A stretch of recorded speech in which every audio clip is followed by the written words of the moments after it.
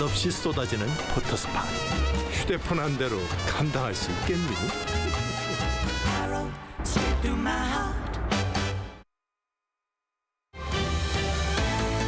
Coming up on Arirang News, President Yoon stressed fiscal soundness when addressing Parliament and seeking support for next year's budget proposal. This followed official talks with the main opposition party leader Lee Jae-myung, the first since Yoon became the president. South Korea's overall industrial output, retail sales, and facility investment all rose last month, marking a triple increase for the first time in 4 months, led by recovery in semiconductors. Israeli troops are advancing deeper into Gaza as Prime Minister Benjamin Netanyahu rules out a ceasefire. But rather than a full-scale war, Israel is apparently widening its ground operation by surrounding the population center.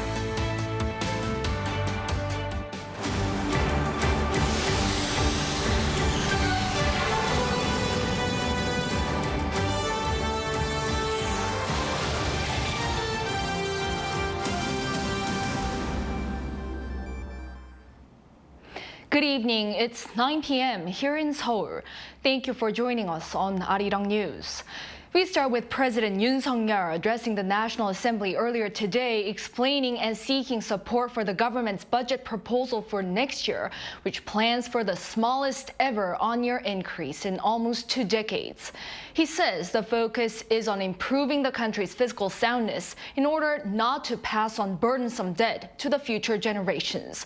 Also, what caught attention today was official talks with the main opposition party leader Lee Jae-myung, the first since Yoon became the president. Our top office correspondent Kim Do-yeon leads us off. Fiscal soundness is the basis for the government's budget proposal for the year 2024, according to President Yoon on Tuesday at the National Assembly as he addressed the parliament. 건전 재정은 단순히 지출을 줄이는 것만이 아니고 국민의 혈세를 낭비 없이 적재적소에 효율적으로 쓰는 것입니다. 건전 재정은 대내적으로는 물가 안정에, 대외적으로는 국가 신인도를 유지하는 데 매우 중요할 뿐 아니라 미래 세대에게 감당하기 어려운 빚을 넘겨주지 않기 위한 것입니다. In fact, the whole budget, which stands at 657 trillion won or 487 billion US dollars, increased by 2.8% on year. That's the lowest increase since 2005. And Yoon explained the funds saved will be redirected to enhance the nation's core functions such as defense, rule of law, education, health, support for the vulnerable, and securing future growth engines. To be specific, 1.1 billion US dollars additionally allocated for basic living recipients with support for one-parent homes and multicultural children. He also took the opportunity to share his general agenda, saying all policies will prioritize stabilizing prices and improving people's livelihoods amid global uncertainties from conflicts in the Middle East and Ukraine. The word economy was mentioned 23 times in his 25-minute speech. The word reform also came up 14 times as he urged support for his 3 key reformation targets to the majority opposition floor, saying they're for the future of the country, including the critically low birth rate. 저출산이라는 어둠의 터널에서 빠져나오려면 미래 세대에게 희망을 주고 우리 사회의 지속 가능한 성장을 가능케 하는 경제, 사회 전반의 구조 개혁이 필요합니다. 이러한 연금 개혁, 노동 개혁, 교육 개혁을 위해 의원님들의 깊은 관심과 지원을 부탁드리겠습니다. Leading up to the speech, much attention was paid to Yoon's scheduled meeting with main opposition Democratic Party's dignitaries and Chairman Lee Jae-myung. A different scene compared to last year's budget speech when all 169 DP lawmakers boycotted it and no such meetings were held. Since I became the Speaker of the National Assembly, I believe this is the first time that the President, chairpersons from both ruling and opposition parties, and the floor leaders, as well as leaders of all branches of the government, have gathered in one place. That's why it seems many media outlets and citizens are paying close attention to our meeting today. Following the speech, Yoon also had a meeting and luncheon with committee chairs. There, he promised to reflect the words of lawmakers as he carries out policies. Kim Do-yeon, Arirang News. South Korea's overall industrial output, retail sales, and facility investment all rose last month, marking a triple increase for the first time in 4 months, led by recovery in semiconductors. Park Gun-woo has more. South Korea's overall industrial production, spending, and investments all saw a jump in September. According to data released by Statistics Korea on Tuesday, the total industrial production increased 1.1% in September compared to the month before. This was mainly due to increased production in the mining and manufacturing sectors of 1.8% on month. As mining and manufacturing production increased by 3.1% in quarter 2 and 1.9% in the third quarter, it seems like a positive sign of recovery in the second half of the year compared to the first half. Although auto production plunged in September, chip production, including memory semiconductors, rose around 13% compared to August, driving growth in the industry. The service industry was also up by 0.4% due to rises in the wholesale and retail sector, while sports and leisure saw a drop. Retail sales, which is a key gauge of private spending, jumped on month, especially as sales of food and beverages and cosmetics increased. A Statistics Korea official said food and beverages saw an increase during the Chuseok holiday period. Infrastructure investment also saw an increase of over 8%, as investment in machinery and transportation equipment both jumped. Park Gun-woo, Arirang News. Samsung Electronics has made public its third quarter earnings report, which shows its operating profit exceed the trillion-won mark for the first time this year. The company had reduced losses in semiconductors and has profited from its new smartphones. Moon Hae-ryung reports. South Korean tech giant Samsung Electronics finally surpassed the trillion Korean won mark for its operating profits for the first time this year, despite a sluggish time for the chip sector. On Tuesday, the company reported an operating profit of just under 2.5 trillion won for the third quarter of the year, which at the current rate is around $1.86 billion. While this is more than a 77% drop compared to the same period last year, it's a vast improvement compared to the previous quarters this year. In the first quarter, the firm recorded an operating profit of just over 640 billion Korean won, or $475 million, followed by 668.5 billion Korean won, or $496 million. Sales in the third quarter fell by over 12% on year. These latest figures were mainly attributed to high performance in the mobile and display sector and a lower than expected deficit in the company's semiconductor division. Samsung's DS division, which deals with chips, reported that they were $2.78 billion in the red in the third quarter, marking the third quarter in a row that it has recorded a deficit.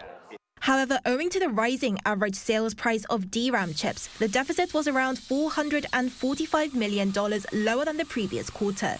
The latest figures released by Statistics Korea on the same day show that semiconductor production in South Korea jumped by nearly 13% on month in September, showing that demand for chips is continuing to improve and the firm can expect to continue its recovery in the final quarter of the year.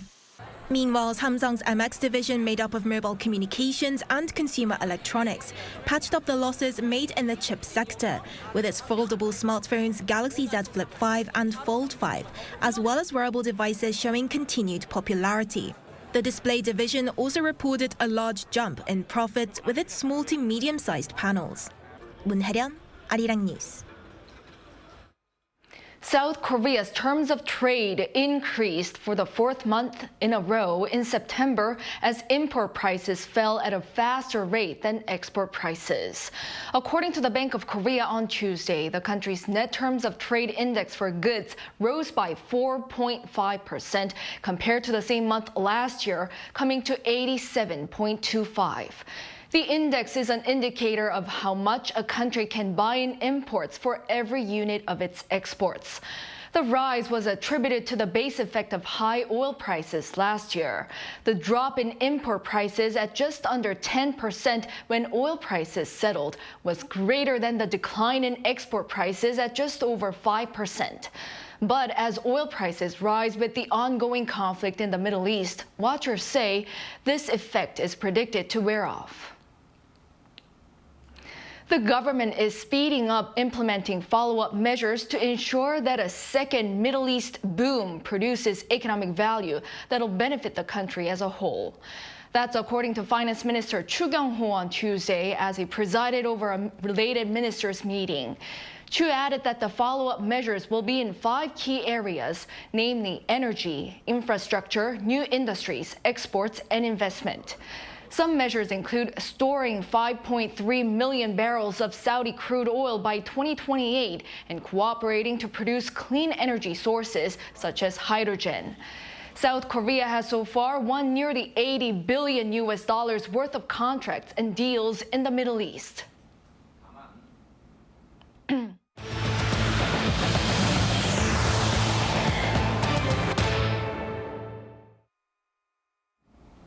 Shifting gears, Israeli troops are advancing deeper into Gaza as Prime Minister Benjamin Netanyahu rules out a ceasefire. But rather than a full-scale war, Israel is apparently widening its ground operation by surrounding the population center. Our An Sung-jin takes a look at how this is unfolding. Israel's ground operation has intensified in Gaza. The Israeli Defense Forces announced that they struck approximately 300 Hamas targets in northern Gaza, exploding military compounds and underground tunnels. This comes as Prime Minister Benjamin Netanyahu rejects any talk of a ceasefire. Calls for a ceasefire are calls for Israel to surrender to Hamas, to surrender to terrorism, to surrender to barbarism. That will not happen. The Israeli military on Monday stated the killing of 4 prominent Hamas operatives and the rescue of an Israeli soldier whom Hamas kidnapped among more than 200 others during the October 7th attack. Private Ori Megidish, a female soldier monitoring the Gaza border, was rescued by Israeli Defense Forces in northern Gaza and is said to be well mentally and physically. Israel is strengthening ground operations in the Palestinian enclave as it searches for more hostages. Israel intends to engage in ground operations bit by bit as they surround the strip just like the salami tactic. They'll search for hostages and destroy underground tunnels and booby traps as they use artillery in limited areas to refrain from hit-or-miss bombing. Rather than rushing in, the Israeli Defense Forces aim to reduce the number of casualties. This tactic could allow Israel to dodge direct criticism. If Israel engages in a full-scale invasion, and if there are any hostage casualties from their bombing, condemnation from the rest of the world will be inevitable. Instead, they decided on military ground operations which will pressure Hamas and also place the moral responsibility of killings on them. Israeli forces are said to push deeper into Gaza, yet this raises concerns as countries fear a spillover into a broader regional conflict. An Sung-jin, Arirang News. South Korea's Joint Chief of Staff says it is hard to predict when North Korea will conduct its third attempt to launch a spy satellite. In a press briefing today, a military spokesperson said staff are monitoring the situation, but added that it is difficult to tell when the regime will go for a launch. Another military officer says that if the North manages to speedily resolve its technological issues with help from Russia, it may be able to carry out the launch next month, but if it needs a lot more help, it could take longer.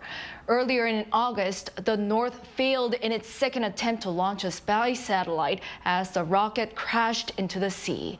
Pyongyang then immediately announced that it would make a third attempt in October. But with less than a day left this month, it's unlikely that the regime will be able to meet its own deadline. This week, Seoul and Washington are engaged in a large-scale air drill, and pundits believe Pyongyang may resort to provocations in protest, like missile launches. Our defense correspondent Choi Min-jung reports. Seoul and Washington are currently conducting round-the-clock aerial drills dubbed Vigilant Defense in the skies around the Korean peninsula.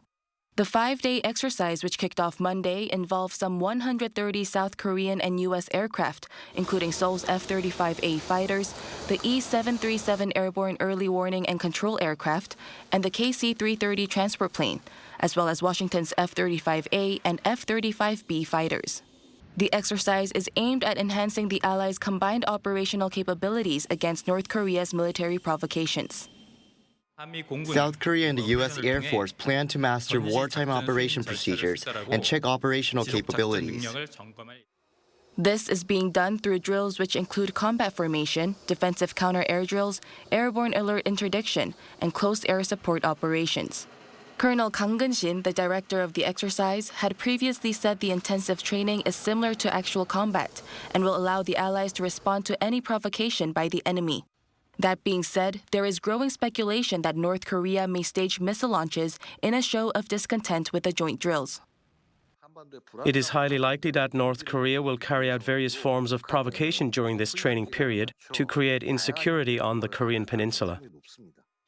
North Korea, which has previously called such drills rehearsals for invasion, launched missiles during last year's Seoul-Washington joint air exercise. Choi Min-jung, Arirang News. The number of farms with cases with lumpy skin disease in South Korea is now up to 69. 2 more cattle farms were added on Tuesday, one in Ganghwa-gun County in Incheon and one in Gochang-gun County in Jeollabuk-do Province.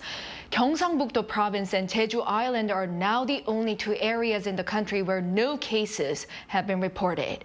The government plans to complete vaccinations of the cattle by November 10th, but says the number of cases will likely rise as it takes around 3 weeks for vaccinated cattle to form antibodies.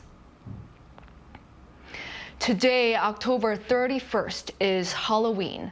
Last year, a deadly crowd crush during Halloween celebrations in Itaewon, central Seoul, killed 159 people and left the country in shock.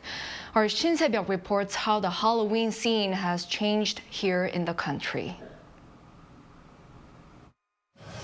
Hongdae, one of the hottest and trendiest nightlife areas in Seoul, used to be filled with excitement and people with costumes for Halloween. And now, 1 year after the deadly Halloween crowd crush that took the lives of 159 people in Itaewon, things have changed. Halloween 2023 is much calmer and quieter than other previous years. Before the tragic accident last year, my friends used to suggest going out to places like Itaewon or Hongdae for Halloween. But now the whole let's go out vibe has really died down. I'm not too keen on heading out either. I see fewer people wearing Halloween costumes this year. It's also less hustle and bustle overall. However, despite the solemn mood, the Halloween spirit was found in some places. Decorations like ghosts and pumpkins were scattered around, and there were some people wearing costumes. In fact, according to the Mapogu District Office, during the Halloween peak weekend, which fell from October 27th to 29th this year, approximately 260,000 people visited Hongdae over the 3 days from Friday to Sunday. It's a 50% increase in visitors compared to other usual weekends. To prevent accidents due to population density, the government and local authorities have made extra preparations. From October 27th through November 1st, the Seoul Metropolitan Government is keeping a close eye on 16 areas across 12 districts, including popular spots like Itaewon, Hongdae, and Gangnam. Seoul City and 25 local districts, together with safety-related agencies like the police and fire department, jointly monitor crowd density to ensure everyone's safety using AI-powered crowd management systems. Medical facilities as well as medics and ambulances were also on standby. Halloween is over, but the government is bracing for upcoming year-end festivities nationwide. With large-scale year-end events set to take place nationwide, the government has vowed to implement on-site crowd management systems at 100 locations across the country by the end of the year. 신세벽, Arirang News. Shifting gears, the song 7 by BTS member Jungkook has set a record on Spotify for the shortest time to surpass 1 billion streams. It took the song 108 days from its release to reach the milestone on Monday. This is 4 days shorter than the previous record set by American singer-songwriter Miley Cyrus with their song Flowers. The song debuted at #1 on Spotify's global daily top song chart back in July, making Jungkook the first K-pop solo artist to do so. Arirang TV's Simply K-pop program recently had the pleasure of hosting Norwegian pop star Petter Elias, much to the delight of his fans here and beyond. Our Yoon has the highlights and what's special about his visit. Simply K-pop, also known as Simply Contour, is a live concert program broadcast by Arirang TV and hosted by Lee Dae-hwi. It features live performances by a variety of K-pop artists and plays an essential role as a platform to interact with fans and share music with an audience both in South Korea and internationally. In this week's episode, Norwegian pop star Petter Elias took to the stage as a special guest, where he shared his eagerness to connect with his dedicated fan base. 안녕하세요. My name is Petter Elias. I am an artist, singer-songwriter from Norway, and I love being in Korea and playing shows and meeting all the beautiful people here, and excited to do this interview right now. Petter has already secured fans across Southeast Asia and here in Korea, where his single Loving You Girl achieved chart success in 2021. This year, he returned to South Korea for a live concert and made a special visit to Arirang TV. Then I also heard later that this was the show where international artists go as well, so then I thought that would be really cool. Simply K-pop Contour is also seeking to make its shows more inclusive by producing special country-themed episodes where they invite fans from those countries to join the broadcast remotely.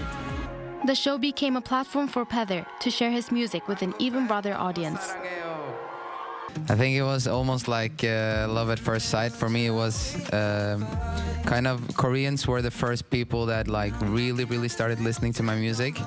So therefore, it was like natural kind of special bond because they changed a lot for me and gave me a lot of opportunities through discovering first my song Bonfire and later lots of more songs. Over the years, Simply K-pop has hosted a range of K-pop artists, including global superstars like BTS, reaffirming its status as a stage where well-known K-pop artists and emerging talents come together to share their passion for music. Hosted and subtitled in multiple languages, the show airs worldwide every Friday and is streamed on YouTube every other Monday. Yoon, Arirang News. The 2023 Suncheonman International Garden Expo ended on Tuesday after 7 months of showcasing various garden cultures and the biodiversity of its ecosystems. The city of Suncheon in Jeollanam-do province hosted the festival across multiple venues, including the Suncheon Bay National Garden, attracting nearly 10 million visitors. The province's governor Kim Myung-rok attended the closing ceremony and noted that this expo was a success in showing the beauty of the city even beyond Korea. But the expo site will actually be open to the public from November 1st till the 5th, giving people one last chance to have a look at what was on display.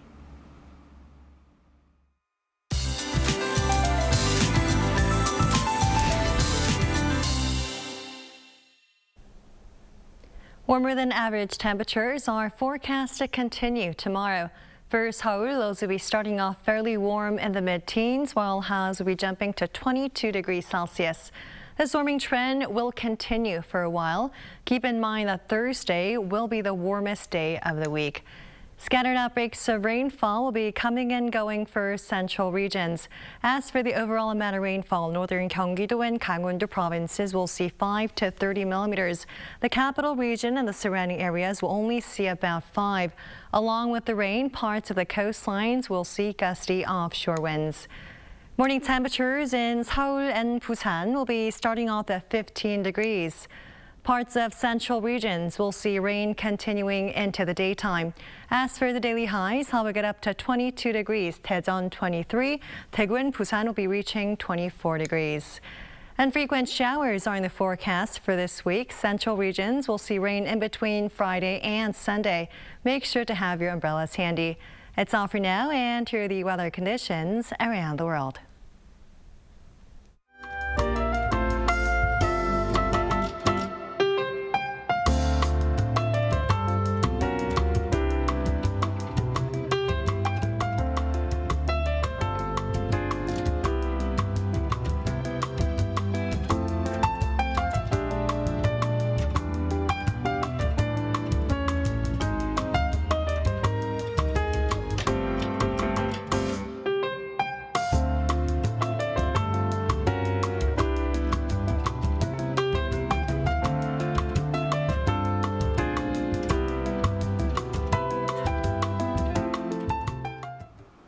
Well, that is all for tonight's newscast. Thank you for watching. We'll be back tomorrow with the latest newscast. Good night.